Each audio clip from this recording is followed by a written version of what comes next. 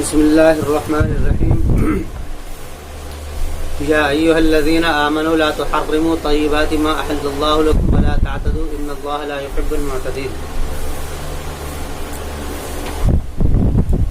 یہ اللہ تعالیٰ کی طرف سے سورہ مائدہ کے اندر کچھ اشکالات ہیں، اس کے جوابات ہیں.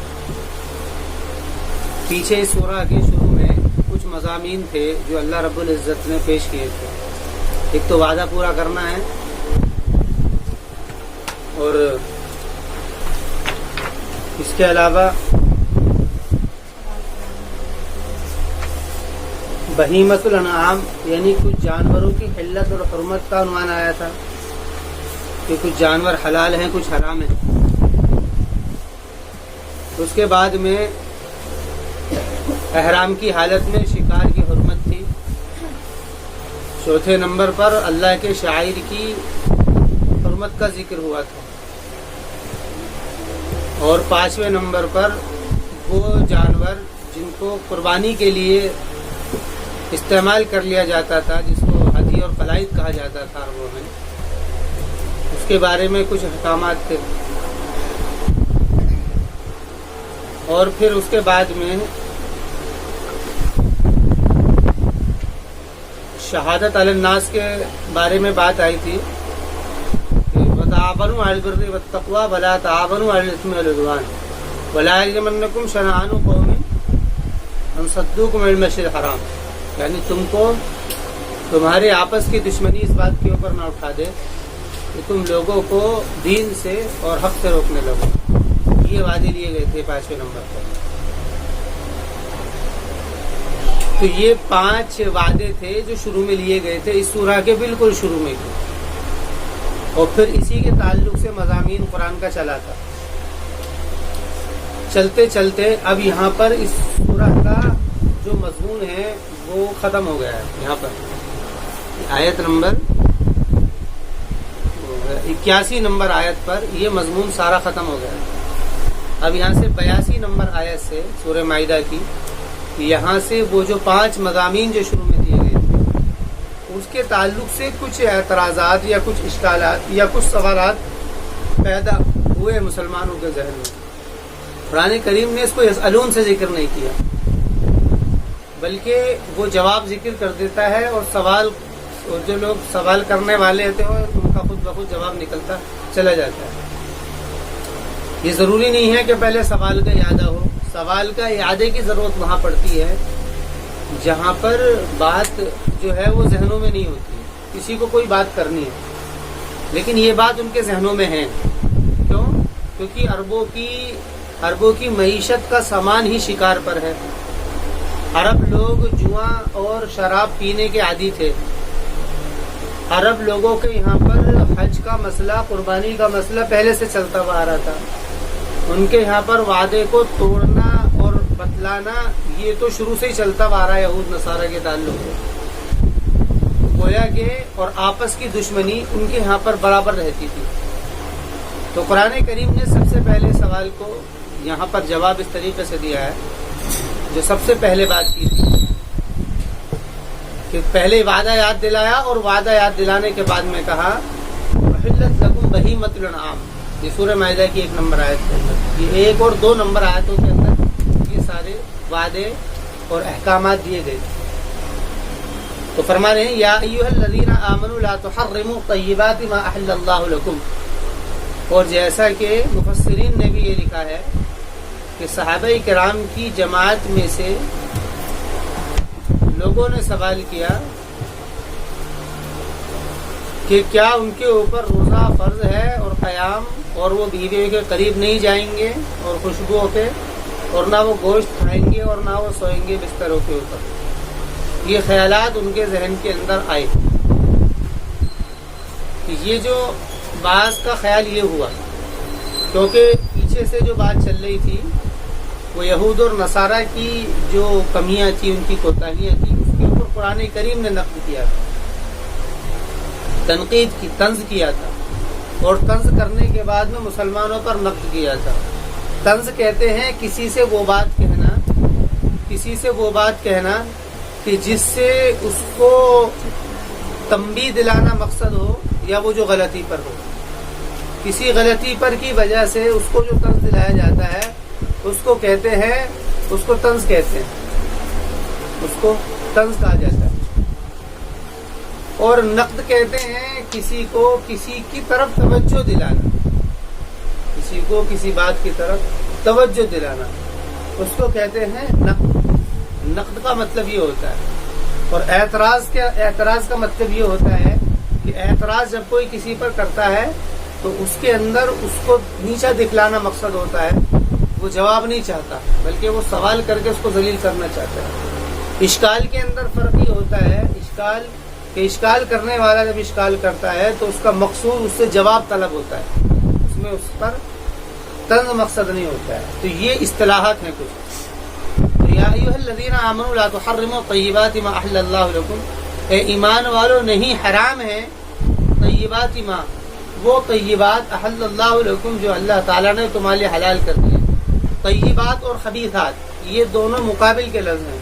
یہ جس طریقے سے طبیعت کی خرابی اور اچھائی کے لیے استعمال ہوتے ہیں اسی طریقے سے کھانے کی پاکیزگی اور خباثت کے لیے بھی استعمال ہوتے ہیں.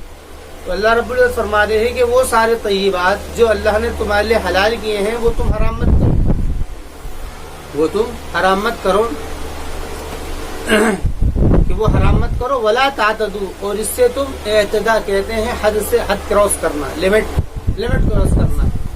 پہلے بات کہی تھی اوفوا بالعقود، احلت لکم بہیمۃ الانعام الا ما یتلی علیکم، کہ انہوں نے بہت ساری چیزیں اپنے لیے حرام کر لی تھی. تو کہا احلت لکم کہ تمہارے لیے چوپائے جانور یہ سب حلال ہے، الا ما یتلی علیکم، لیکن کچھ تفصیلیں ہیں جو کہ ہم تمہارے پر تلاوت کر دیں گے. اس کو قرآن کریم نے بعد میں ذکر کیا تھا. پھر حرمت علیکم المیتۃ والدم ولحم الخنزیر، اسی کے اندر 4 نمبر آیت کے اندر 3-4 نمبر آیت کے اندر وہ مضمون لیا تھا. تو وہاں پر اسی طرف اشارہ ہے کہ دیکھیے حلال تو ہر چیز ہے، ہر چیز حلال ہے اپنے طبیعت کے اعتبار سے، اس لیے تم حرام مت کرو. حرام کرنے کا حق اللہ تعالیٰ کے پاس میں ہے. بات سمجھنے کی یہ ہے کہ ہر چیز اپنے اصل کے اعتبار سے حلال اور پاک ہوتی ہے. ہر چیز اپنے اصل کے اعتبار سے حلال اور طیب کے اندر فرق یہ ہے. طیب کہتے ہیں جو طبعی اعتبار سے پاک صاف ہو، اور حلال اس کو کہتے ہیں جس کو پاک چیز کو حلال کیا جاتا ہے، مطلب ذبح کے ذریعے سے جو اصول اور ضابطے اللہ تعالیٰ نے بتائے ہیں ان اصول اور ضابطے کے مطابق اس کو حلال کیا جاتا ہے. یہ ہماری اصطلاح میں ہے لفظ. اردو کے اندر حلال کا مطلب وہی ہوتا ہے، لیکن عربی میں حلال کا مطلب یہ نہیں ہے. عربی میں حلال کا مطلب یہ ہے کہ اس چیز کا کھانے کے قابل ہونا یا اللہ تعالیٰ کی اجازت کا ہونا اس کو کھانے کے لیے. اور طیبات اور خبیثات یہ اس کے نفس کے اندر اچھائی اور برائی ہوتی ہے، یہ اس کے اندر اچھائی اور برائی ہوتی ہے. جیسے کہ وہ جانور، جیسے کہ گندگیاں، سور کا گوشت ہے یا اس کے علاوہ وہ گندگیاں جس کو انسان کھاتا نہیں ہے. گندگیاں بہت ساری چیزیں جو ہے گندی ہوتی ہیں تو ان کو آدمی نہیں کھاتا ہے. جیسے کہ وہ جانور جو کہ چیڑ پھاڑ کرتے ہیں، خون پیتے ہیں، وہ خون خبیث ہے. خون کیا ہے؟ خبیث ہے. لیکن جانور کو جب حلال کر دیا جاتا ہے تو اس میں سے خون نکل جاتا ہے تو وہ خبیث نکل جاتا ہے، طیب باقی رہ جاتا ہے. اگر بغیر اللہ کے نام سے ذبح کیا تو پھر کیا ہوگا؟ خون تو نکل گیا لیکن اس کے بعد بھی وہ خبیث ہے. کیوں؟ کیونکہ کسی بھی چیز کی پاک ہونے کے لیے 2 چیزیں، ایک تو وہ فی نفسی ہی پاک ہو، دوسرا وہ عقیدے کے اعتبار سے بھی پاک ہو. یہ مضمون تفصیلی طور پر سورہ نام کے اندر اس کو دیکھیں گے. اس سے اگلی سورہ ہے سورہ نام، اس کے اندر اس کو تفصیلی طور پر دیکھیں گے. یہاں پر ذکر ہے لا تحرموا طیبات ما احل اللہ لکم ولا تعتدوا، اور مت تم حق کو مت کراس کرو، حق کی لمٹ کو کراس مت کرو. ولا تعتدوا ان اللہ لا يحب المعتدین، کہ بے شک اللہ تعالیٰ نہیں پسند کرتا ہے معتدین، حد سے بڑھنے والوں کو اللہ نہیں پسند کرتا ہے. وَكُلُوا مِمَّا رَزَقَكُمُ اللَّهُ حَلَالًا طَيِّبًا، اور کھاؤ تم اس کو جو کہ اللہ نے تم کو رزق دیا ہے حلال اور طیب. یہاں پر لفظ 2 استعمال کیا، حلال کی طرف وہ چیز جس کو اللہ تعالیٰ کہہ دے.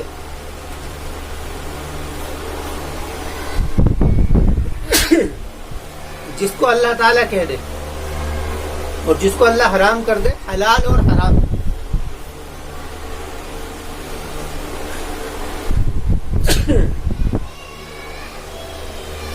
حلال اور حرام، کہ جس کو اللہ تعالیٰ حلال کے لیے بول دے اس کو کھایا جائے،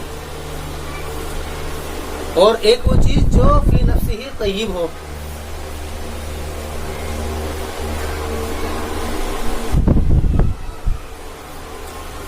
لا تحرموا طیبات ما احل اللہ لکم ولا تعتدوا ان اللہ لا يحب المعتدین۔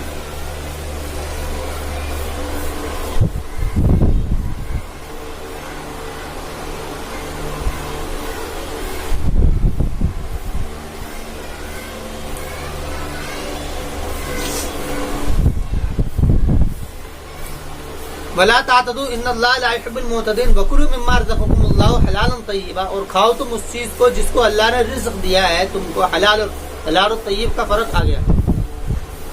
واتقوا اللہ، اور اس کے اندر تم ڈرتے رہو اس بات سے کہ تم حرام نہ کھانے لگو، ڈرتے رہو اس بات سے تم خبیث کے اوپر نہ جاؤ، اس سے تم ڈرتے رہو۔ یہاں پر خوف کے معنی میں استعمال ہوا ہے، تقوی خوف کے معنی میں، لیکن اس کے اندر اس کا جو متعلق ہوتا ہے وہ متعین ہوتا ہے۔ تقوی کا جو متعلق ہے وہ اللہ تعالیٰ ہے، یہ متعین ہے۔ خوف کا متعلق متعین نہیں ہوتا ہے۔ خوف ڈرو کس سے؟ جب یہ کہا جائے گا نا واتقوا، ڈرو، تو اس کا مطلب فوراً یہ آئے گا کہ اللہ سے ڈرو۔ وہاں پر مفعول کے ذکر نہیں، اس کے متعلق ذکر کرنے کی ضرورت نہیں ہے۔ واتقوا کہہ دیا، متعلق خود واضح ہو جاتا ہے۔ تو واتقوا، لیکن اللہ کا نام ذکر کر دیا جاتا ہے قربت کے لیے، واتقوا اللہ، اور ڈرو تم اللہ تعالیٰ سے، انتم بہ مؤمنون، واتقوا اللہ الذی، اور ڈرو اللہ تعالیٰ سے، الذی کہ جس کے اوپر تم بہ مؤمنون ایمان لائے ہو، یعنی اس اللہ سے ڈرو جس کے اوپر تم ایمان لائے ہو۔ ایک بات تو یہ تھی۔ دوسری بات یہ تھی کہ عربوں میں کچھ عہد و پیمان قسم کے ذریعے سے متعین کیے جاتے تھے، مؤکد کر دیے جاتے تھے قسمیں کھا کر، جیسے کہ اس کے اندر کہا تھا اوفوا بالعقود۔ تو فرما رہے ہیں کہ بہت سارے وہ وعدے وہ اور بھی کیا کرتے تھے۔ فرما رہے ہیں کہ ایک وعدہ وہ ہے جو کہ اللہ تعالیٰ سے کیا ہے، ایک وعدہ وہ ہے جو کہ انسانوں سے کیا ہے۔ تو وہ سوال تھا ذہن میں کہ کیا یہ وعدے الگ الگ ہیں؟ فرمایا کہ نہیں، وعدے ایک ہی ہیں۔ جو بھی وعدہ کر لیا جائے جس سے اس کو پورا کیا جائے، اور وعدے کو پورا کرنے کا طریقہ عام طور سے قسمیں ہوتی ہیں، یا کچھ لوگوں کو بٹھا کر کے گواہ بنایا جاتا ہے، یہ دو طریقے، یہ بھی طریقہ ہوتا ہے۔ تو اس کی طرف اشارہ ہے، لا یؤاخذکم اللہ باللغو فی ایمانکم، نہیں پکڑتا ہے تم کو اللہ تعالیٰ لغو فی ایمانکم، تمہاری قسموں میں، ایمان قسم، یعنی لغو جو قسمیں کھا لیتے ہیں بغیر کسی ارادے کے، جیسے کہ لا واللہ، بلا واللہ، یہ عرب لوگ جو ہے وہ عادی تھے اپنی قسموں کھانے، جیسے بہت سارے لوگ بھی قسمیں کھانے کے عادی ہوتے ہیں، یعنی اس میں ارادہ مقصد نہیں ہوتا، اس میں ارادہ مقصد نہیں ہوتا، بلکہ اس کے اندر ارادہ مقصد نہیں ہوتا ہے، وہ عادتاً ایک لفظ ہے جو بول دیا جاتا ہے، تو اسی کی طرف اشارہ، اس پر اللہ تعالیٰ مواخذہ نہیں کرے گا۔ وَلَٰكِن يُؤَاخِذُكُم، لیکن مواخذہ کرے گا تمہارا بما، اس پر جس کو تم نے مؤکد کر لیا ہے، یعنی جو وعدہ تم نے اللہ سے کیا ہے وہی حیثیت ان وعدوں کی بھی ہے جو وعدے تم انسان سے کرتے ہو، تو اس طرف اشارہ کر دیا۔ وَلَٰكِن يُؤَاخِذُكُم، لیکن وہ تم کو پکڑے گا بما عقدتم، ان وعدوں پر جس کو تم نے مؤکد کیا ہے، بما عقدتم الایمان، کہ جس کو تم نے مؤکد کر دیا ہے قسموں سے، یعنی جو تم نے قسمیں کھا کر کے۔ ارادہ قول و فعل، یہ دو چیزیں ہیں، ارادہ قول و فعل۔ ارادہ ہونا کسی چیز کا، قول زبان سے کہنا، اور فعل، یہ گویا کہ تین چیزیں علامت ہے انسان کے اس عمل کے اندر مستعد ہونے کی، کسی بھی عمل کے مستعد ہونے کی۔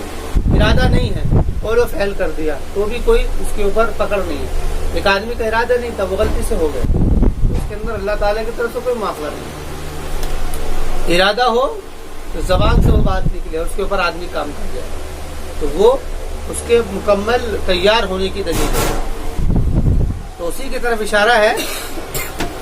فرما رہے ہیں کہ لیکن اگر ایسا کر دیا تو پکڑ یہ ہے، فکفارۃ اطعام عشرۃ مساکین، تو اس کا کفارہ یعنی اس کی تمہارے اوپر پھر اب سزا ہے۔ سزا کیا ہے؟ سزا یہ ہے اطعام عشرۃ مساکین، فکفارۃ اطعام 10 مساکین، تو اس کا کفارہ 10 مسکینوں کو کھانا کھلانا ہے.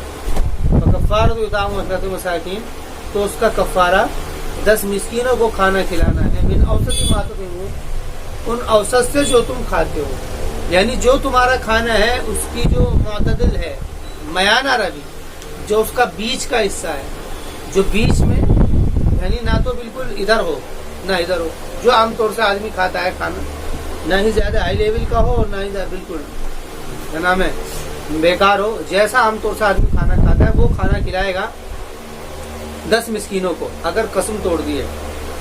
من اوسط ما تطعمون اہلکم او کسوتہم، یا پھر ان کو کیا ہے کسوہ. کسوہ کیا کہتے ہیں؟ کسوہ کہتے ہیں کپڑا، یا تو کھانا کھلا دے یا پھر کپڑا دے دے، یا پھر کپڑا دے دے. او کسوتہم، مثلا قمیض ہے اور جو عام طور سے کپڑے ہوتے ہیں اوپر کا کپڑا یعنی کرتا، نیچے کا پاجامہ یا پینٹ شرٹ، یا اس کے علاوہ عورتوں میں جو بھی کپڑے ہیں یہ، اور عورتوں میں تو اوڑھنی الگ سے آئے گی. تو 10 مسکینوں کو یا تو کھانا کھلا دے یا کپڑا دے دے. او تحریر رقبہ، یا پھر غلام کو آزاد کرے. یہ غلام کی آزادی کا مسئلہ ہر جگہ پر لیا ہے کیونکہ اسلام نے غلام کی غلامیت کو ختم کیا ہے. او تحریر رقبہ، یا غلام کو آزاد کرنا، یا پھر غلام کو آزاد کر دے. فمن لم یجد فصیام 3 ایام، پھر اگر نہ پائے وہ تو پھر 3 دن کے روزے رکھے. یعنی فرما رہے ہیں کہ ان 3 کاموں میں تو اختیار ہے، کھانے کھلانے میں، کپڑے دینے میں، اور اس کے علاوہ غلام کے آزاد کرنے میں. لیکن اگر ان تینوں میں سے کچھ بھی نہ ملے تو پھر کیا کرے؟ فصیام 3 ایام، پھر 3 دن کے روزے رکھ لے. ذالک کفارۃ ایمانکم، کہ یہ تمہارے قسموں کا کفارہ ہے. اذا حلفتم، جبکہ تم نے اس کو کھا لیا ہو. ایمان اور حلف کہتے ہیں قسم اٹھانے کو. جب قسم اٹھا لی جاتی ہے کسی بات کے اوپر، پھر اس بات کو ایمان کہتے ہیں کہ بھئی یہ بات انڈر ایمان ہے، ایمان کے تحت. مطلب کہ یہ قسم سے موافقت کر لی گئی ہے اور یہ بات بالکل مضبوط ہے. یہ طریقہ ہوتا ہے بولنے کا. وَاحْفَظُوا أَيْمَانَكُمْ، اور تم محافظت کرو اپنے ایمان، یعنی ان باتوں کی جس کو تم نے، یا اس قول و قرار کی جس کو تم نے قسموں کے ذریعے سے متعین کیا، وعدے کر کے کہ تم نے کیا ہے. وَاحْفَظُوا أَيْمَانَكُمْ، ایک بات سمجھنے کی یہ ہے کہ اگر کسی نے قسم نہ کھائی ہو اور ایسے ہی وعدہ کر لیا ہو، تو وعدے کا جب وعدہ کر لیا جاتا ہے اور وعدہ کرنے کے بعد میں اس کو متعین کر دیا جاتا ہے کہ جی میں ضرور اس کام کو کروں گا. اب وہ بات جو قول ہے، جو لکھ دیا گیا ہے، اس کو ایمان کہیں گے. عربی کے اندر اس بات کو جو کہ آپ جیسے ایگریمنٹ، انگلش میں کہتے ہیں ایگریمنٹ اور عربی میں کہیں گے ایمان. لیکن ایمان کا طریقہ 2 ہوتا ہے، یا تو آدمی اپنی زبان سے اس کو مطلب پکا کر لے، یا پھر قسم کے ذریعے سے. قسم جو ہے، قسم کھائی جاتی تھی اور تاکید کے لیے. تو قرآن کریم نے بات یہ نہیں ہے کہ صرف قسم کے اوپر ہے، یہ ہر اس کے لیے ہے جس پر وعدہ کیا ہو اس کو توڑ دیا. اس نے کہہ دیا کہ اگر میرا یہ کام ہوگا تو میں ضرور روزہ رکھوں گا، تو یہ ایمان ہو گیا. یا اگر میرا یہ کام ہو گیا تو میں ضرور یہ کام کروں گا یا کروں گی، یا جاؤں گا یا جاؤں گی، جو بھی ہے، تو وہ ایمان ہو گیا. وہ اس کے لیے قسم کی ضرورت نہیں ہے. قسم تو اصل میں قسم تو اس کو متعین کرتی ہے، قسم تو اس کو متعین کرتی ہے. اس لیے قرآن کریم نے یہاں پر قسم کا لفظ دیا. ذالک کفارۃ ایمانکم، یہ تمہاری ایمان کا کفارہ ہے. اذا حلفتم، جبکہ تم نے اس کو قسم اٹھا لی ہو، جبکہ تم نے اس کے اوپر قسم اٹھا لی ہو. وَاحْفَظُوا أَيْمَانَكُمْ، وَاحْفَظُوا أَيْمَانَكُمْ. اچھا، اذا حلفتم یہ اصل میں قید کے طور پر ذکر نہیں ہوا ہے کہ جس ایمان کو حلف کے ذریعے سے، قسم کے ذریعے سے متعین کیا ہو اور اس کو توڑ دیا ہو اسی پر کفارہ نہیں. ایسا نہیں. یہ گویا کہ اس طرف اشارہ ہے کہ عربوں کے اندر قسمیں کھانے کا مطلب یہ ہوتا تھا کہ بات کو اب کچھ جان چلی جائے گی لیکن بات سے پیچھے نہیں ہٹے. تو قرآن کریم نے کہا ہے کہ یہ تو تمہاری قسموں کا کفارہ. کیونکہ دیکھو پہلے کیا ذکر تھا؟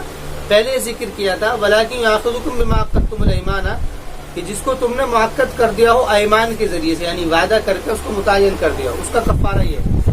پھر بعد میں یہ بات ذہن میں آ سکتی تھی کہ یہ تو بڑی مشکل ہو جائے گی کہ 10 آدمی کو کھانا کہاں سے کھلائیں گے، 10 کو کپڑے کہاں سے دیں گے.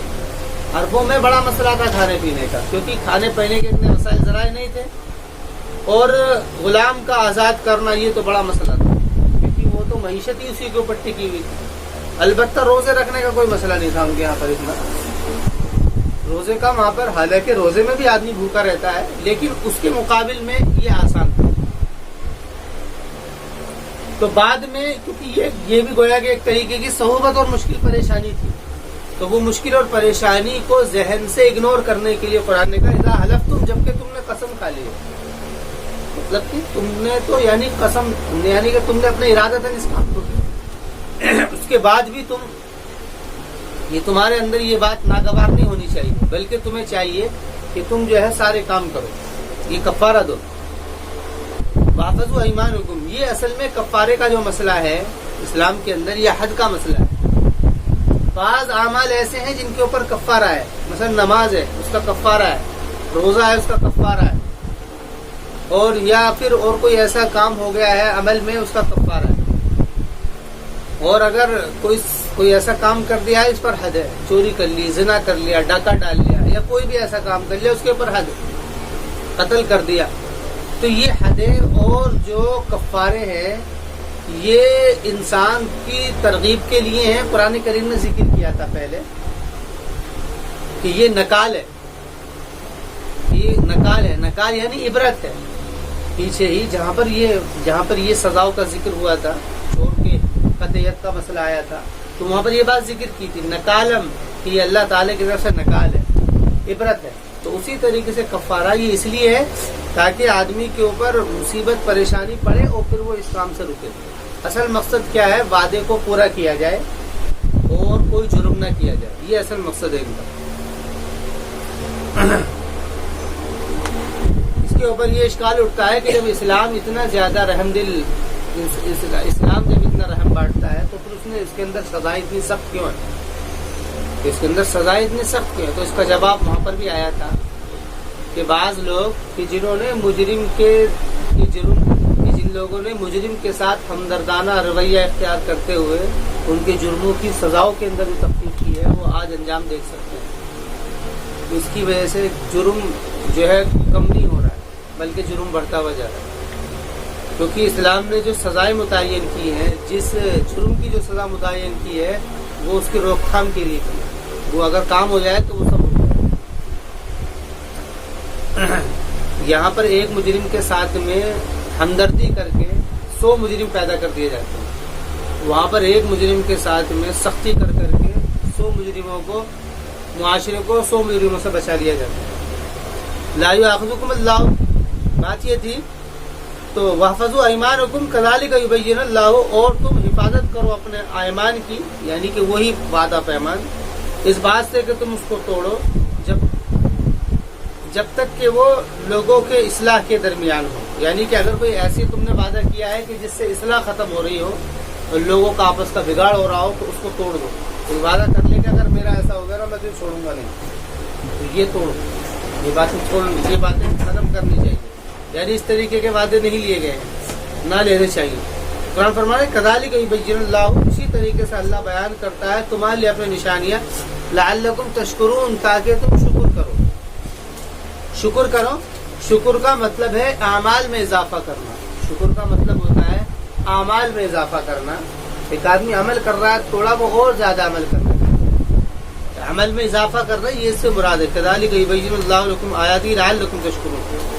اب یہاں پر دوسرا سوال جو ذہن کے اندر اٹھ سکتا تھا وہ یہ تھا، اس میں قرآن نے کہا تھا حلت لکم بہیمۃ الانعام الا ما یتلی علیکم غیر محل الصید وانتم حرم ان اللہ یحکم ما یرید یا ایھا الذین آمنوا لا تحلوا شعائر اللہ ولا الشعر الحرام ولا الهدی والقلائد ولا آمین البیت الحرام یبتغون فضلا من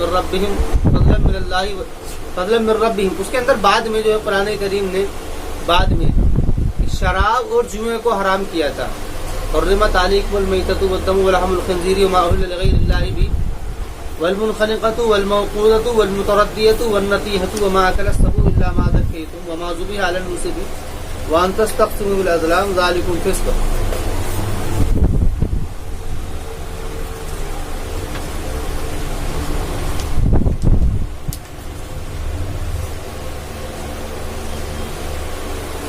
یہ کسی آیت کے اندر پیچھے آیا تھا،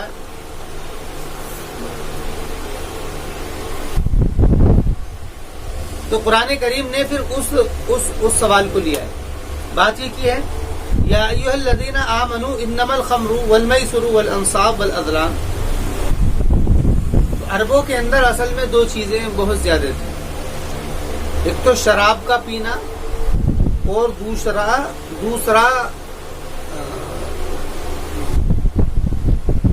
جوا. یہ دو چیزیں عربوں میں بہت عام ہیں. شراب پیا کرتے تھے اور جوا کھیلا کرتے تھے. یہ عربوں کے اندر عام تھی بات. شراب اور جوئے سے وہ لوگ باز نہیں آتے تھے. تو قرآن کریم نے اس طرف بات کی ہے، انما الخمر والمیسر والانصاب، کہ بے شک شراب اور میسر کہتے ہیں قمار یعنی جوا، والانصاب انصاب اور ازلام. یہ انصاب اور ازلام یہ کیا ہوتا تھا؟ انصاب یہ کہتے ہیں بتیں، والازلام اور تیر تلوار. عربوں میں ایسے ہوتا تھا کہ یہ تیر تلوار لیا اور تیر تلوار لے کر کے چلایا کرتے تھے. جس جانور کو لگ جاتا تھا اس جانور کو پکڑ لیا کرتے تھے اور پھر پکڑ کر کے اس کو ذبح کر دیا کرتے تھے اور ذبح کر کے جوا کھیلتے تھے. اور جوئے کے اندر جو جیت جاتا تھا وہ اس میں سے جتنا جیتتا اس میں سے اتنا گوشت وہ تقسیم کرتا رہتا تھا غربا کو. یہ غریبوں لوگوں کو تقسیم کرتا تھا اور بعد میں جو ہار جاتا تھا اس کے اوپر اس کی ساری قیمت ہوتی تھی، وہ قیمت اس کو دیتا تھا. اس میں دو باتیں تھی، قیمت تو دے دیا کرتے تھے لیکن اپنی مرضی کے مطابق بس وہ سب سے پہلے یہ کام شروع ہوتا تھا. پہلے وہ تیر چلایا کرتے تھے، نشانے بازی کیا کرتے تھے. جس کا نشانہ لگ گیا گویا کہ ایک ٹاس ہوتا تھا، ایک طریقے کا ٹاس کرتے ہیں نا وہ سلیکشن کے لیے کہ کون پہلے کھیلے گا کہ کس کے ہاتھ میں بازی آئے گی. وہ تیر چلانا اسی درجے میں، جس کا تیر لگ گیا وہ جیت جاتا، یعنی وہ اب اس کو حق ہوگا کہ بازی کون شروع کرے گا. اس کے بعد میں پھر اس جانور کو لے لیا کرتے تھے، پھر کھیلتے تھے. جو جیت جاتا تھا پھر اس میں سے گوشت دیا کرتا تھا وہ غریبوں کو، اور پھر جو ہار جاتا تھا ہارنے والے کے ذمے تھا اس کی پوری رقم. اس میں جو مالک تھا مالک تو اپنی جان بچ گئی اس کی وہی بہت ہے، اس کو پیسے مل گئے وہی بہت ہے. ورنہ کیسا گھوڑا آ رہا ہے یا کیسا اونٹ آ رہا ہے یا کیسا جانور آ رہا ہے، اس کے کام کا ہے یا ناکام ہے، اس کے طرف خیال نہیں ہوتا تھا. بس ان کا یہ شوق تھا عربوں کا. اور یہ عام طور سے عرب لوگ جو تھے، جو موسم ہوتا تھا یعنی کہ ساون کا جو موسم ہوتا تھا جس میں بارش کا سا موسم بن جاتا تھا، یہ کیا کرتے جس میں دھوپ، کیونکہ وہاں پہ دھوپ بہت تیز ہوتی تھی. گرمیوں میں جب دھوپ کم ہوتی تھی اور بادل کا سا موسم ہوتا تھا، سہانا موسم جس کو بولتے ہیں ساون کا، اس موسم میں وہ یہ کیا کرتے تھے اور اس میں بیٹھ کر کے شراب پیا کرتے تھے اور یہ کام کیا کرتے تھے. عربوں کے اندر عزت و ناموس کا بڑا خیال تھا. عزت و ناموس، ایک دوسرے کی عزت کا بڑا خیال کرتے تھے. اپنی عزت کا، دوسرے کی نہیں اپنی کا. حتیٰ کہ اگر کوئی ان کو کچھ کہہ بھی دیا کرتا تھا تو ان کو گوارا نہیں ہوتا تھا، اس کے لیے جنگیں چھڑ جایا کرتی. ان کے ہاں پر ایک کام یہ تھا، ان کے ہاں پر یہ کام ہوتا تھا کہ گویا کہ اگر ان کی بات نہیں چلتی تھی تو اپنی بات کے نہ چلنے کی وجہ سے وہ لوگ برسوں ان کے اندر لڑائی ہوا کرتا. کسی کے اونٹ سے پہلے پانی پی لیا کرتا تھا، اس میں لڑائی ہوتی تھی. اس کی وجہ کیا تھی؟ یہ ان کے اندر حمیت تھی، خودداری اتنی تھی، وہ برداشت نہیں کیا کرتے. وہ مر تو جاتے تھے لیکن کسی کے سامنے ہاتھ نہیں پھیلاتے تھے، اتنے خوددار بھی تھے. مرنا گوارا ہے لیکن کسی کے سامنے ہاتھ پھیلانے کا سوال نہیں ہوتا تھا. بھوکے رہ لیں گے، ننگے پیاسے رہ لیں گے لیکن ہاتھ نہیں پھیلیں گے. یہ حمیت، یہ ان کے اندر خودداری تھی. اور حمیت اپنے قبیلے کی اتنی تھی کہ اگر ایک قبیلے کا آدمی کچھ کہہ دیتا تھا تو فوراً اس کے لیے تیار ہو جاتے تھے. اس طرف خیال ہی نہیں ہوتا تھا کہ وہ اس کی جو لڑائی اس سے ہوئی ہے وہ غلطی پر وہ تھا یا یہ. اچھا، یہ ساری چیزیں ان کو تقویت دیا کرتی تھی شراب. یہ بات تھی. یہ باتیں لیکن ہوئی کیسے؟ اس کی بنیاد قرآن کریم نے واضح کی ہے. شراب اور یہ جوا بنیاد بنتا تھا لڑائی کی. جوا بنیاد بنتا تھا لڑائی کی. اور شراب، اصل میں شراب کے اندر انسان دیوس بن جاتا ہے. دیوس کا مطلب یہ ہوتا ہے وہ عقل کھو دیتا ہے. اور شراب کے اندر جو پہلی جو گندگی اور پہلی غلطی جو وہ کرتا ہے فاحشات، یعنی وہ زنا کی طرف کو چلتا ہے. سب سے پہلی غلطی اس کے اندر یہ ہوتی ہے. اور اس کے اندر وہ یہ فرق ختم کر دیتا ہے کہ وہ جس کی طرف کو ہاتھ بڑھا رہا ہے کہ وہ اس کے محرمات میں سے ہے یا کوئی اور ہے، اس طرف خیال نہیں ہوتا. ایک بات یہ، اور جوئے کے اندر ایسا ہوتا تھا، جوئے کے اندر دشمنی، جو ہار گیا ہارنے کے بعد میں وہ دشمنی کے اوپر اتر جاتا تھا، کیونکہ ایک آدمی کاروبار کرتے ہوئے اگر اس کو نقصان ہو جاتا ہے تو وہ برداشت، کاروبار کے نقصان کی وجہ سے آج تک کبھی لڑائی نہیں دیکھی گئی ہے، کیونکہ آدمی اسے پتا ہے کہ بھائی میں نے محنت کری ہے، مجھے حق تھا، لیکن میں اپنے کاروبار میں میرا نہیں چلا، مجھے نقصان ہو گیا کسی وجہ سے، میری اپنی غلطی کی وجہ سے، لیکن وہاں پر کیا ہوتا ہے، کیونکہ ایک رقم لے کر کے آدمی بیٹھا بیٹھا 1 منٹ میں ہار گیا، کچھ کمایا نہیں دمایا نہیں، تو اس میں لڑائیاں ہوتی تھی، اس لیے قرآن کریم نے کہا ہے انما الخمر والمیسر والانصاب والازلام، پہلے شراب پیتے تھے، پھر جوا کھیلتے تھے، اور جوا کھیلنے کا طریقہ انصاب اور ازلام ہوا کرتا تھا، یعنی کہ وہ تیر چلا کر کے وہ جانور کو لے لیا کرتے تھے اور اس کے اندر اس کو بت کے نام کر دیا کرتے تھے یا پھر غریبوں میں بانٹتے تھے، وہ جو بھی مظلم تھا، قرآن نے کہا رجس من عمل الشیطان، یہ رجس ہے من عمل الشیطان، شیطان کے عمل میں سے۔ دیکھیے رجس کا عربی کے اندر 2 لفظ آتے ہیں، نجس اور رجس، نجس اور رجس۔ نجس اس گندگی کو کہتے ہیں جس گندگی کو طبیعت، جس گندگی کی طرف طبیعت اشارہ کر دے، اس گندگی کو نجس کہتے ہیں، نجاست، اور رجس کہتے ہیں اس گندگی کو جو کہ ذہنی گندگی ہوتی ہے، ذہنی قلبی، جو ذہن کے اندر جو گندگی آتی ہے اور ذہن جس کو مان لیتا ہے کہ ہاں یہ گندا ہے، اس کو رجس کہتے ہیں، جس کے لیے کسی دلیل کی ضرورت ہے، وہ گندگی ہے، مثلا پاخانہ پیشاب ہے، یہ نجس ہے، اس کو ہر آدمی سمجھتا ہے، اس کے لیے کسی کے بتانے کی ضرورت نہیں ہے، لیکن شراب کا پینا، جوئے کا کھیلنا، یہ اس کے لیے گندگی کا بتانا، اس کے لیے کسی دلیل کی ضرورت ہے، وہ آدمی جہاں تک اس کی عقل نہ پہنچ سکے، تو شریعت نے بتایا کہ یہ گندگی ہے، تو فرمایا رجس من عمل الشیطان، یہ رجس ہے من عمل الشیطان، شیطان کے عمل میں سے ہے، رجس من عمل الشیطان فاجتنبوہ، تو تم کو چاہیے تم اجتناب کیجیے،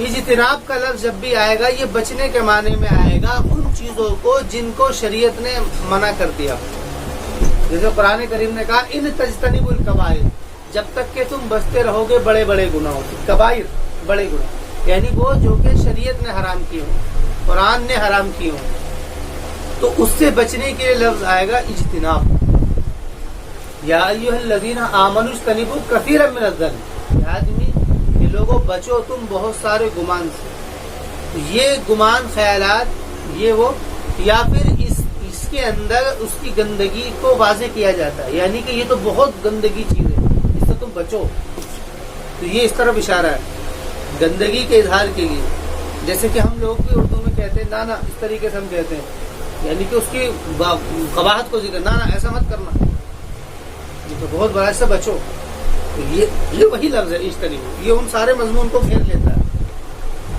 تو فرما رہے ہیں یا ایھا الذین کہ رجس فاجتنبوہ، تم سے بچو لعلکم تفلحون، انما یرید الشیطان، اب اس کی بات بتائیے کہ ایسا کیوں ہے، اب اس کی وضاحت کی ہے کہ شیطان چاہتا ہے اس بات کو کہ ڈال دے تمہارے درمیان میں دشمنی اور بغض، غصہ، فی الخمر والمیسر، یہاں پر فی الخمر والمیسر ہے، یہ فی انہماک کے معنی میں استعمال ہوا ہے، مطلب ترجمہ اب اس کا ایسا ہوگا کہ صرف شیطان چاہتا ہے اس بات کو کہ ڈال دے تمہارے درمیان دشمنی اور غصہ، شراب میں منہمک کر کے اور جوئے میں منہمک کر کے، یعنی شراب اور جوئے میں لگا کر کے وہ تمہارے درمیان میں دشمنی اور بغض پیدا کرنا چاہتا ہے، اس کا مقصد یہ ہے کہ تم شراب پیو تاکہ بے ہوش ہو جاؤ، اور پھر کیا ہے جو مرضی کرتے رہو، جس سے لڑائیاں بنیں، جب لڑائیاں بنیں گی تو اس کا مقصد کیا ہے، عداوت اور بغض ہے، اور اس کا نتیجہ جو ہوتا ہے دونوں کا نتیجہ عداوت اور بغض نکلتا ہے، اور میسر کے ذریعے سے وَيَصُدُّكُمْ عَنْ ذِكْرِ اللَّهِ، اور وہ روکنا چاہتا ہے تم کو اللہ تعالیٰ کے ذکر سے، یہاں پر عداوت اور بغض کے مقابل میں ذکر اللہ اور صلاح ذکر ہوا ہے، گویا کہ ذکر اللہ کے بعد میں صلاح کا لفظ جو ہے وہ خصوصیت کے لیے ہے، یعنی اللہ کے ذکر سے خاص طور پر نماز سے، ترجمہ ایسا ہوگا وعن الصلاح، اور خاص طور سے واو تفسیریہ، یعنی کہ نماز، یعنی خاص طور سے نماز سے وہ تمہیں روکنا چاہتا ہے، وَيَصُدُّكُمْ عَنْ ذِكْرِ اللَّهِ وَعَنِ الصَّلَاةِ، کہ وہ تم کو وہ روکنا چاہتا ہے ذکر سے، خاص طور پر نماز سے، تو نماز ہو یا ذکر ہو، تو ذکر یہاں پر یہ عداوت اور بغض کے مقابل میں لفظ استعمال ہوا ہے. مطلب یہ ہے کہ وہ تمہارے درمیان میں دشمنی اور یہ بغض ڈال دے گا اور تم کو نماز سے روک دے گا. یعنی کہ وہ اللہ کے ذکر سے روک دے گا اور اس کے اوپر تمہیں لگا دے گا کہ تم دشمنی کرتے ہو. وَيَصُدُّكُمْ عَنْ ذِكْرِ اللَّهِ وَعَنِ الصَّلَاةِ فَهَلْ أَنْتُمْ مُنْتَهُونَ فَهَلْ أَنْتُمْ مُنْتَهُونَ بس کیا ہو تم رکنے والے. انتہا کے معنی آتے باز آنا. یہاں پر امر کا لفظ ہے لیکن اس کو استفہام میں ذکر کیا. استفہام فَهَلْ أَنْتُمْ بس کیا ہو تم رکنے والے. یہ گویا کہ استفہام ہے اور اس کے اندر سارے معنی آ گئے. اس کے اندر امر کے معنی بھی آ گئے, اس کے اندر زجر و توبیخ کے معنی بھی آ گئے, اس کے اندر نصیحت کے معنی بھی آ گئے, اس کے اندر ہر وہ چیز آ گئی ہے جو کسی کو کسی کام سے روکنے کے لیے معین اور مددگار ہو سکتی ہے.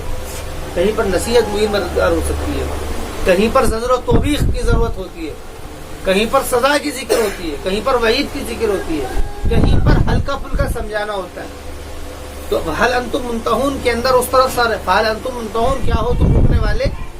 یہ بات یہ گویا کہ امر بھی ہے, یہ زجر و توبیخ بھی ہے, یہ واضح و نصیحت بھی ہے. یہ فعل انتم منتہون یہ بلاغت, یہ بلیغ کلام ایسا ہوتا ہے کہ بلاغت یہ ہوتی ہے کہ لفظ وہ ذکر کیا جائے کہ جو سارے معنی کو گھیر لے. فعل انتم منتہون تو پھر کرنا کیا ہے. کرنا یہ ہے واطیعوا اللہ واطیعوا الرسول کہ تم اللہ کی اطاعت کرو, رسول کی اطاعت کرو. واحذروا اور بچو تم فإن تولیتم بس اگر تم پھر گئے یعنی کہ تم پھر گئے, تم شراب پینے لگے اور جوئے میں تم لگنے لگے. فاعلموا جان لو تم انما اس بات کو علی رسولنا البلاغ المبین کہ ہمارے رسول کے اوپر بلاغ المبین ہے. بلاغ المبین کا مطلب ہوتا ہے واضح پہنچانا, یعنی کہ جس کے اندر ذرہ برابر بھی کمی کوتاہی نہ ہو اور جس کے اندر ذرہ برابر بھی کوئی نقص نہ ہو کہ جس سے یہ پتہ لگ سکے کہ بھئی یہ بات جو ہے نہیں پہنچی ہے. بلاغ المبین فاعلموا انما علی رسولنا البلاغ المبین لیس علی الذین آمنوا وعملوا الصالحات جناح فیما طعموا اذا ما اتقوا وآمنوا وعملوا الصالحات نہیں ہے ایمان والوں پر اور نیک عمل کرنے والوں پر جناح کوئی حرج فیما طعموا اس چیز میں جو کہ انہوں نے کھایا, اذا ما اتقوا جبکہ وہ بچے. مطلب یہ ہے کہ اذا ما اتقوا جبکہ وہ بچ رہے ہیں, یعنی کہ اگر کوئی ایسی چیز کھا لی ہے یعنی کہ شراب اور جس چیز کی حرمت قرآن کریم نے ذکر کر دی ہے وہ شراب ہے, جوا ہے یا جو حرام ہے, ان سے بچ کر کے اگر کچھ بھی کھا رہے ہو تو پھر کوئی مسئلہ نہیں. کیونکہ یہ بات جب آئی تھی نا تو اس کے اندر عربوں میں بڑا مسئلہ ہو گیا تھا. جیسے کہ پیچھے آیا تھا یہ ایک اس کے اندر شان نزول بھی ذکر کیا ہے, اس کا 87 نمبر آیت کا شان نزول ذکر کیا ہے مفسرین نے. یہ صحابہ کی ایک جماعت نے روزے کو لازم پکڑ لیا تھا کہ ہم روزہ رکھیں گے, کھائیں گے پیئیں گے, رات بھر نماز پڑھیں گے اور قیام کریں گے, بیویوں کے قریب نہیں جائیں گے, خوشبو نہیں لائیں گے اور گوشت نہیں کھائیں گے. تو قرآن کریم نے جس سختی سے اس کے اوپر آرڈر کیا تھا, تو اس کی وجہ سے عربوں اچھا وہاں سے جو مضمون شروع ہوا ہے اور یہاں تک ابھی تک صرف سختی کی ہی بات چل رہی ہے کھانے پینے کو لے کر. قانون کی سختی آئی, قانون کی جیسے قطعیت کا مسئلہ آیا اس کے اندر سختی آئی. اب یہاں پر قرآن کریم نے کہا ہے کہ بھئی اللہ کی اطاعت کرتے ہوئے اور رسول کی اطاعت کرو اور جو کھانے کے لیے کہہ جاؤ اسے کھا لو. تمہیں کھانے سے نہیں روکا جا رہا ہے, تم کو کھانے سے نہیں روکا جا رہا ہے بلکہ اس کھانے سے روکا جا رہا ہے کہ جس کھانے کے اندر خباثت یا حرمت ہو, اس کھانے سے تم روکو. تو فرما رہے ہیں لیس علی الذین آمنوا وعملوا الصالحات جناح فیما طعموا کہ کوئی حرج نہیں ہے اس چیز میں جس کو وہ کھائیں. اذا ما اتقوا جبکہ وہ ڈرتے رہے, اللہ سے ڈرتے رہو, خوف رکھو, جو اللہ نے کہا ہے وہ کھاؤ, یہ اچھی بات ہے. وآمنوا وعملوا الصالحات اور ایمان لاؤ اور نیک عمل کرو, ثم اتقوا پھر تقوی اختیار کرو, ثم اتقوا پھر تقوی اختیار کرو, وآسنوا واللہ یحب المحسنین. یہاں پر ذکر ہوا ہے کہ تمہارے پر کوئی حرج نہیں ہے جبکہ تم کھاؤ. اس کے بعد میں کیا ذکر ہے؟ اذا متقوا جب تک کہ تم ڈرتے رہو. اور یہ سب یہاں پر اذا ما آمنوا وعملوا الصالحات اذا متقوا اذا متقوا اذا ما احسنوا, یہاں پر یہ اذا جو ہے سب جگہ پر ہے. اب ترجمہ یہ ہوگا کہ تمہارے اوپر کوئی حرج نہیں ہے کھانے پینے میں، جبکہ تم ڈرو، جبکہ تم ایمان لاؤ، جبکہ تم نیک عمل کرو، جبکہ تم ڈرو، پھر جبکہ تم ڈرو، اور پھر تم اچھے طریقے سے عمل کرو۔ یہ گویا کہ تاکید ہے۔ قرآن کریم نے اس کے اندر جو بات اتنی زیادہ تفصیل کی ہے کھانے پینے کے اندر، یہ بڑا مسئلہ تھا، یہ بڑا مسئلہ تھا۔ عرب لوگ جو تھے وہ کیا کرتے تھے، کسی بھی جانور کو ذبح کرتے اور جانور کو وہ حرام کر لیا کرتے تھے۔ مثلا وہ آگے تفصیل آئے گی قرآن کریم میں، اب یہیں آ رہی ہے، وہیں پر دیکھیں گے اس بات کو۔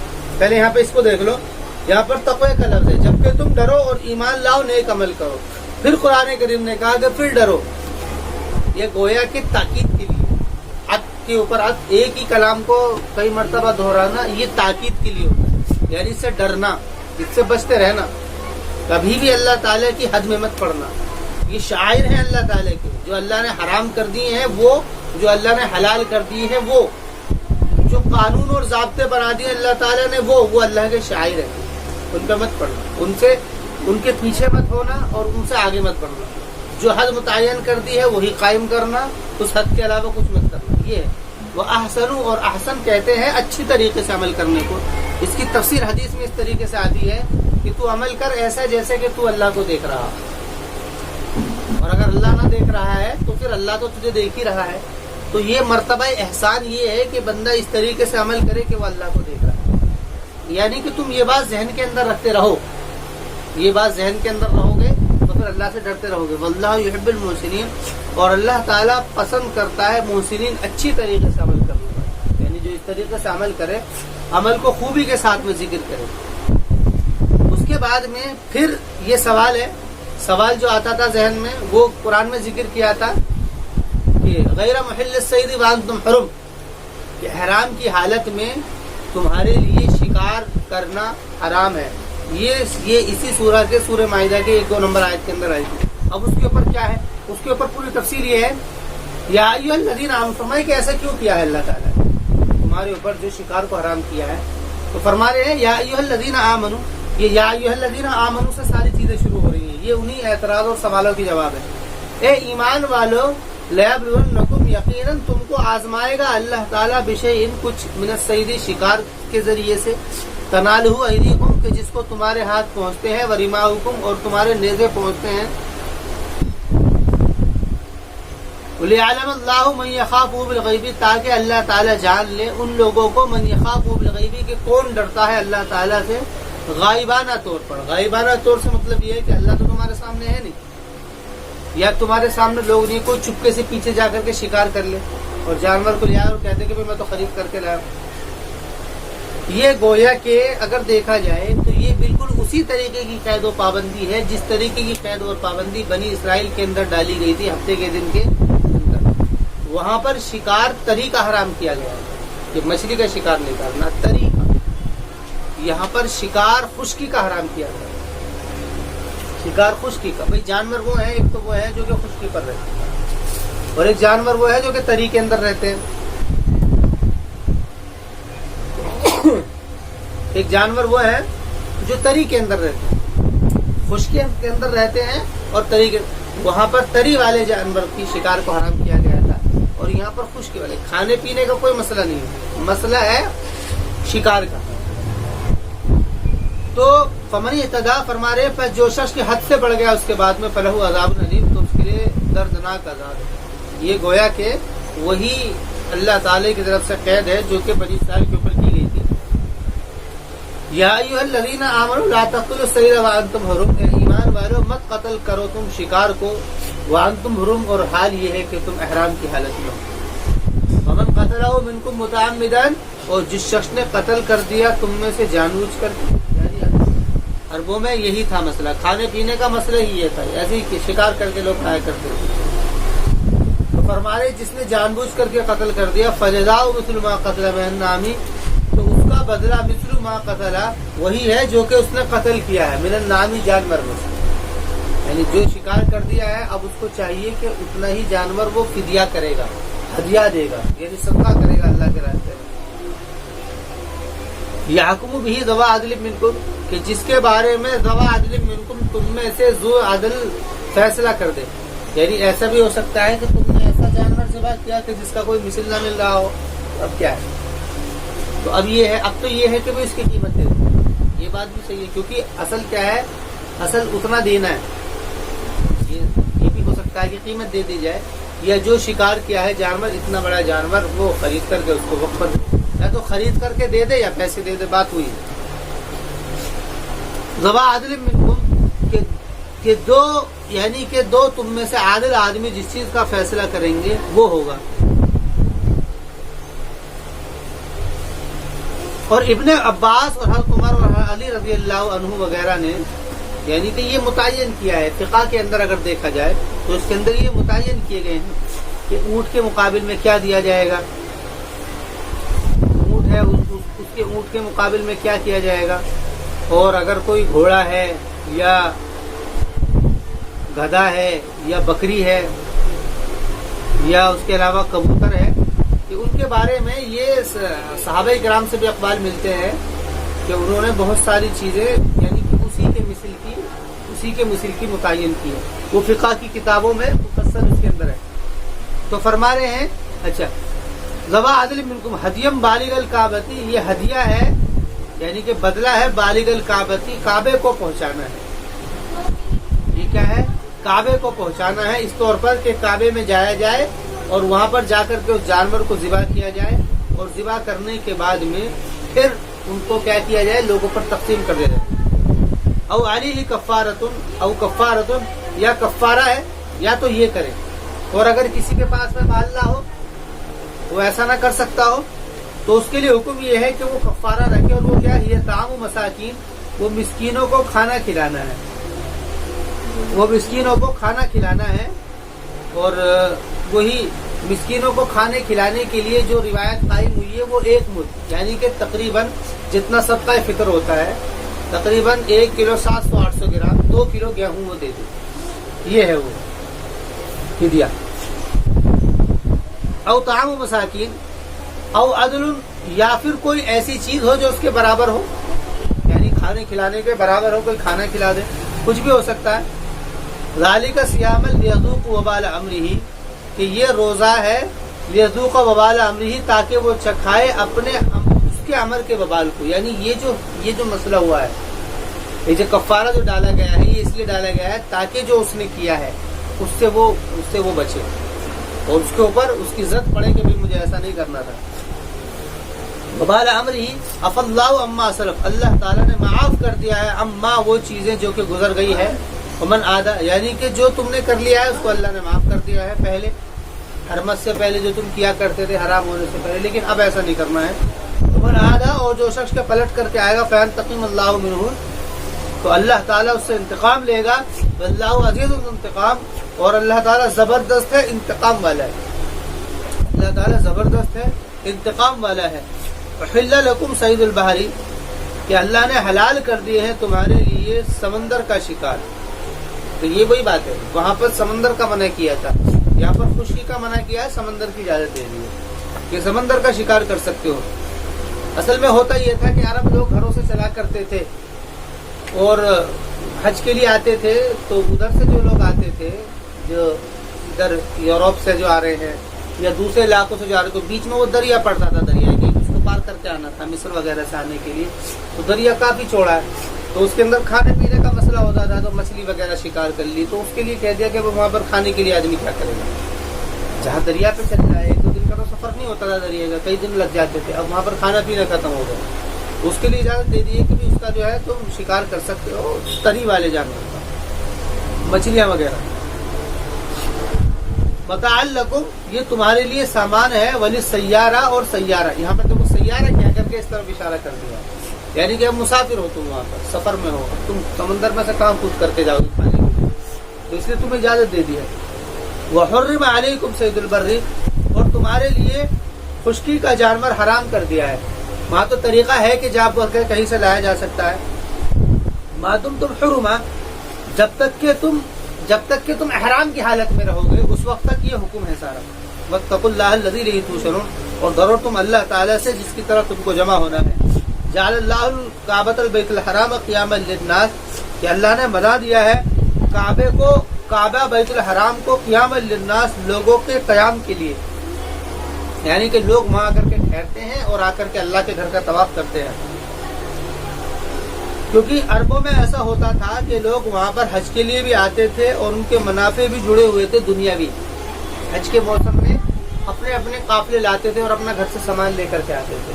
حج کرنے کے بعد میں وہاں ایک میلہ لگتا تھا، ضرورت کا سامان لیتے تھے اور غیر ضرورت کا بیچ دیا کرتے تھے۔ سامان کا سامان سے جس کے پاس میں کھجور زیادہ ہے وہ کھجور بیچ کر کے گیہوں لے رہا ہے، جس کے پاس گیہوں زیادہ ہے وہ بیچ کر کے وہ چاول لے رہا ہے، یہی طریقہ ہوتا تھا۔ تو قرآن کریم نے کہا ہے کہ یہ دونوں ہی چیزیں، تمہاری یہاں پر معیشت بھی جڑی ہوئی ہے اور یہاں پر تمہاری عبادت بھی جڑی ہوئی ہے، دونوں کام کرنا، یہ اسی طرف اشارہ ہے۔ اور شہر الحرام ہی یہ قیام للناس ہے، اور شہر حرام یعنی شہر حرم جو ہے، جو کہ شہر حرم کون تھے؟ ذوالقعدہ، ذی الحجہ، محرم اور رجب، یہ مہینے تھے جو کہ اشہر حرم، اس کے اندر کسی کے جان اور مال سے تعرض کی اجازت نہیں اور ہر آدمی اس کا اہتمام پابندی کیا کرتے تھے۔ اور شہر حرم والہدیہ والقلائد، اور ہدی اور قلائد، ہدیہ اور قلائد کیا ہے؟ یہ جان کا نذرانہ ہے۔ ہدی وہ جانور جس کو، اور قلائد یہ اصل میں ہدیہ، تو ہدی اس جانور کو عرب لوگ جو تھے وہ جانوروں پر ایک زخم سا لگا دیا کرتے تھے، اونٹ کے اوپر، کوہان کے اوپر ایک ایسے تلوار سے کاٹ دیا کرتے تھے، وہ اس طرف اشارہ ہوتا تھا کہ یہ جانور قربانی کے لیے ہے۔ اور قلائد جو تھا وہ گلے کے اندر پٹا ڈال دیا کرتے تھے، اس کو قلائد کہا کرتے تھے۔ یہ ہے کہ یہ بھی قربانی کے لیے جانور ہے۔ والہدیہ والقلائد ذالک لتعلموا ان اللہ، یہ اس لیے ہے تاکہ تم جان لو کہ بے شک اللہ تعالیٰ جانتا ہے وہ جو کچھ کے آسمان میں ہے، جو زمین میں ہے، وان اللہ بکل شیء علیم، اور اللہ تعالیٰ ہر چیز کو جاننے والا ہے۔ تو مطلب یہ ہے جاننے والا ہے، تو جاننے والا ہے تو اللہ تعالیٰ اس بات کو دیکھ رہا ہے کہ تم یہ ہدی اور قلائد جو لے کر کے جا رہے ہو، یہ تم اپنے بتوں کے نام پر جا کر کے ذبح کرو گے یا اللہ کے نام پر ذبح کرو گے، یہ مسئلہ ہے۔ شرک کہ تمہارا مقصد یہ تو نہیں، بہت سارے لوگ ایسے بھی کیا کرتے تھے، جاتے تھے، کیونکہ مکے کے اندر ان لوگوں نے بت رکھتے تھے۔ ہوا یہ تھا ابراہیم علیہ السلام کے بعد میں خانہ کعبہ کے اندر حج ایسے ہی چل رہا تھا، لوگوں کا حج ایسے ہو رہا تھا، لیکن ان کے طریقے الگ تھے۔ وہ ننگے ہو کر کے طواف کیا کرتے تھے، وہ وہاں پر جانوروں کو قربان کیا کرتے تھے اپنے بتوں کے نام سے، جو بت اس کے اندر رکھتے تھے، 360 بت اس کے اندر تھے۔ ہر قبیلے والوں نے اپنا بت الگ رکھ رکھا تھا، ہر قبیلے والا جاتا اور اپنے بت کے سامنے جا کر کے اس کو ذبح کرتا، جو بھی وہ ہدی لے کر۔ تو قرآن کریم نے اسی طرف اشارہ کیا، ذالک لتعلموا، یہ اس وجہ سے کہ اللہ تعالیٰ جانتا ہے اس بات کو، کہ وہ جانتا ہے جو کچھ زمین اور آسمان میں ہے، اور وہ ہر چیز کو جانتا ہے۔ یعنی جب وہ اس بات کو جانتا ہے تو تمہارے دل کی بات کو نہیں جان سکتا کہ تم یہ کس لیے کر رہے ہو، یہ اس طرف اشارہ تھا۔ تو وَاعْلَمُوا، اور جان لو تم اس بات کو کہ بے شک اللہ تعالیٰ شدید العقاب ہے، کہ اگر کسی کے ذہن میں اتنا سا بھی ذرہ برابر بھی خیال ہوا شرک کا، تو جان لو کہ اللہ تعالیٰ شدید العقاب ہے، وَأَنَّ اللَّهَ غَفُورٌ رَحِيمٌ، اور اللہ تعالیٰ معاف کرنے والا، رحم کرنے والا بھی ہے۔ معاف یعنی اگر اس کو اسی کے لیے کیا جائے گا تو وہ معاف کر دے گا، رحم بھی کرے گا۔ مَا عَلَى الرَّسُولِ إِلَّا الْبَلَاغُ، کہ رسول کے اوپر سوائے پہنچانا ہے۔ یہ گویا کہ یہ سارے کے سارے سوالات جتنے تھے، وہ سارے کے سارے سوالات کا یہاں پر کچھ سوالوں کا ذکر آ گیا۔ اب یہاں پر یہ بات رسول کی حیثیت طے کی جا رہی ہے، مَا عَلَى الرَّسُولِ إِلَّا الْبَلَاغُ، کہ رسول کے اوپر تو سوائے پہنچانے کے اور کچھ بھی نہیں ہے۔ یعنی تم دل کے اندر کیا کر رہے ہو، کیا نہیں کر رہے ہو، تم کس نیت سے یہ ذبح کر رہے ہو، یہ تو تم جانتے ہو۔ اللہ رسول کا کام تو صرف بتانے کا ہے، اس نے بتا دیا۔ مان رسول البلاغ واللہ یعلم ما تبدون وما تکتمون، اور اللہ جانتا ہے اس چیز کو جس کو تم ظاہر کرتے ہو، جس کو تم چھپاتے ہو۔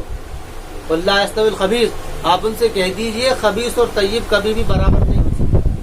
مطلب یہ ہے کہ جو طیبات ہیں وہ حلال ہیں، اللہ نے حلال کر دیا، اور خبائث کبھی بھی اس کے برابر نہیں ہو سکتے۔ چاہے آدمی اپنے وہم و گمان کے مطابق، خیالات کے مطابق حرام کو حلال کرنے پر اتر جائے یا بددلیلیں پیش کر لے، تو کبھی بھی ایسا نہیں ہو سکتا ہے کہ وہ اس کے برابر ہو جائے۔